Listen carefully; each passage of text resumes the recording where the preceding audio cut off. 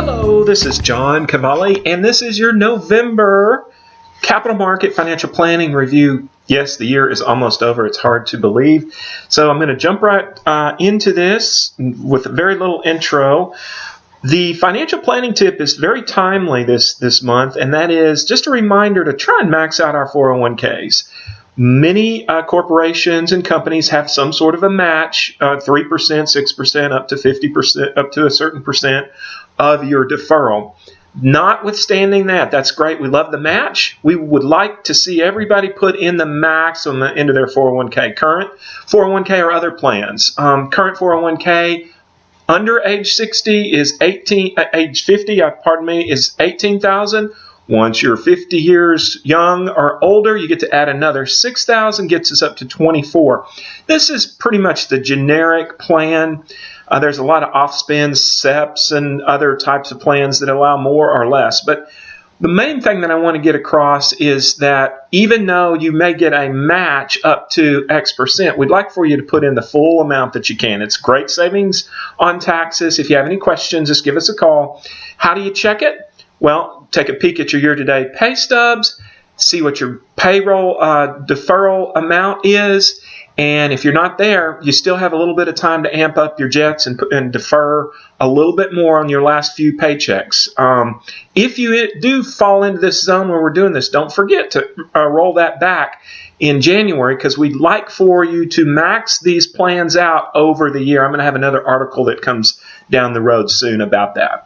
Okay, let's move on down to this. This is really, really interesting and important. We crowed about this in the mid-year newsletter that's still on our website, and we wrote this, and then that was right when the Brexit occurred. And this is a great chart from JP Morgan, and that is, the gist of this is too low of interest rates for too long, right down in here, could create a muzzle on the economy, and we agree with that. We think that maybe they've been too low too long.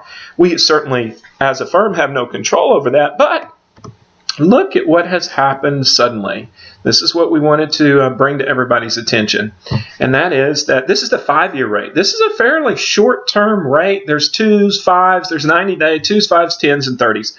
It's unusual to see a 5-year move this much. Okay, so here's a little bit of refresher on this. Okay, these things when rates first go up, bond prices are going to drop just a little bit. The longer the bond, the bigger the drop. So if someone is holding a very long bond, they're going to really see a drop in that. And we've been talking on extremes not to own extremely long bonds. However, even a 2 or 3 or 5 year is going to see a price decrease. That's fine.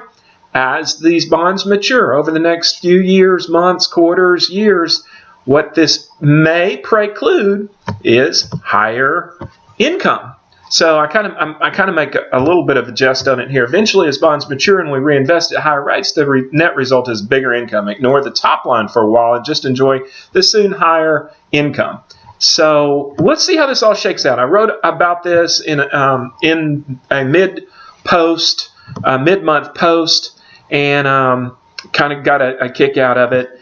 I got a lot of comments. Thank you for all your comments. And this last, what's created a lot of this movement is participants being caught off guard by the election. I said, oh, did we mention that there was election this month? We're not going there at all for any. We're just looking at the results of what has occurred, and we're very interested in watching all of this.